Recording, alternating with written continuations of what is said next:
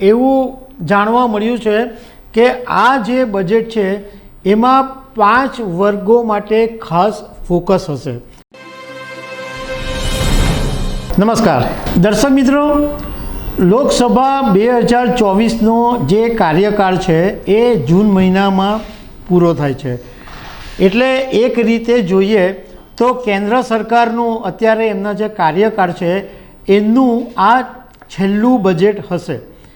એટલે 1 ફેબ્રુઆરી 2024ના દિવસે નાણામંત્રી નિર્મલા સીતારમણ ઇન્ટરિમ બજેટ રજૂ કરશે। ઇન્ટરિમ બજેટ એટલે વચગાળાનું બજેટ, અને પછી જ્યારે 2024 પછી જે પરિણામો આવે અને જે સરકાર આવે સત્તાની અંદર ત્યારે ફરીથી ફૂલ બજેટ રજૂ કરવામાં આવશે।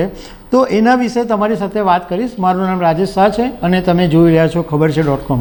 દર્શક મિત્રો, આ વખતનું જે બજેટ છે એની તારીખ જાહેર કરી દેવામાં આવી છે। આમ તો દર વખતે 1 ફેબ્રુઆરીના દિવસે જ કેન્દ્રીય અંદાજપત્ર રજૂ કરવામાં આવે છે, અને આ વખતે 1 ફેબ્રુઆરીએ કેન્દ્રીય નાણામંત્રી નિર્મલા સીતારમણ ઇન્ટરિમ બજેટ રજૂ કરશે, એટલે વચગાળાનું બજેટ।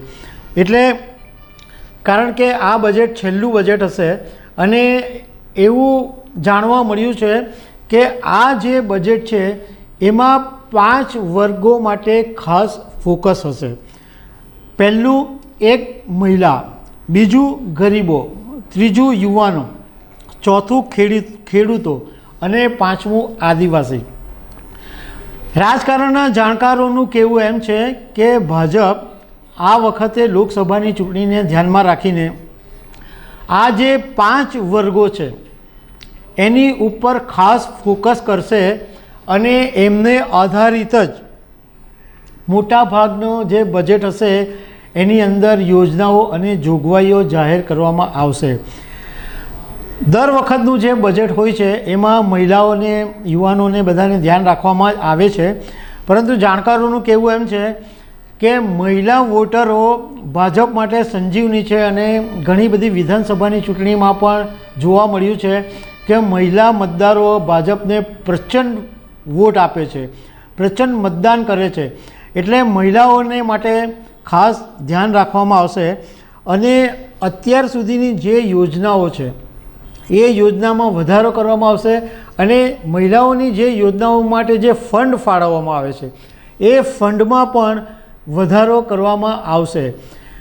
ગરીબો ઉપર તો બધી સરકારો ધ્યાન આપે જ છે, અને ભાજપ પણ ગરીબો માટે ઘણી બધી યોજનાઓ અને પૈસા અને એ બધું મદદ કરતી રહે છે। આ કોરોના પછી ગરીબો માટે લગભગ 80 કરોડ જેટલા લોકોને ભાજપ મફત અનાજ આપે છે। તો આ વખતનું જે બજેટ છે એમાં ગરીબો પણ ફોકસ રાખવામાં આવશે। યુવાનો પર ફોકસ એ રીતના રાખવામાં આવશે કે શિક્ષણ અને કૌશલ્યના ડેવલપમેન્ટ એની ઉપર આ વખતનું જે બજેટ છે એમાં ભાર મૂકવામાં આવશે, અને એ રીતના યુવા મતદારોને પણ ટાર્ગેટ કરવામાં આવશે। ખેડૂતના માટે ભાજપ સરકાર પ્રયત્ન કરી રહી છે, અને દર વર્ષે ખેડૂતોના ખાતાની અંદર 6,000 રૂપિયા સીધા જમા કરવામાં આવે છે। હવે એવું જાણવા મળ્યું છે કે આ વખતનું જે બજેટ છે એમાં આ જે ખેડૂતોને જે 6,000 રૂપિયાની રકમ મળે છે એ રકમની અંદર વધારો થઈ શકે છે, અને ખેડૂતો માટે પણ જે લાભકારી યોજના હોય, કલ્યાણકારી યોજના હોય એની અંદર પણ વધારો કરવામાં આવી શકે છે। આદિવાસી સમાજ માટે આ વખતે કદાચ વધારે ફોકસ રાખવામાં આવે એવું શક્ય છે, કારણ કે આદિવાસી જે સમાજ છે એ પણ એક મોટો મતદાર સમાજ છે। એટલે આ વખતે આદિવાસી જે સમાજ છે એના ઉપર પણ વધારે ધ્યાન આપવામાં આવશે।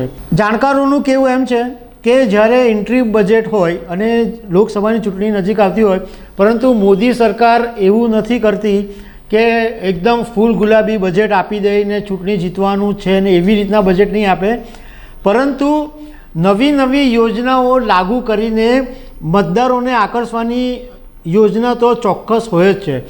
એટલે આ વખતે 1 ફેબ્રુઆરી 2024ના દિવસે જ્યારે બજેટ રજૂ થશે ત્યારે ઘણી બધી એવી યોજનાઓ અને સરકારે અત્યાર સુધી જેટલા કામો કર્યા છે એ બધા કામો ગણાવાશે અને એની અંદર નવા ફંડ રેઝિંગ નવા ફંડ એની અંદર ઉમેરવામાં આવશે. તો દર્શક મિત્રો, હવે 1 ફેબ્રુઆરી 2024ને હવે વધારે દિવસ બાકી નથી, લગભગ 20 દિવસ બાકી છે. તો 20 દિવસ પછી નાણામંત્રી નિર્મલા સીતારમણ બજેટની અંદર શું જાહેરાત કરે છે એ ખબર પડશે. તો દર્શક મિત્રો, આવી અનેક વાતો સાથે અમે તમને મળતા રહીશું. Thank you very much.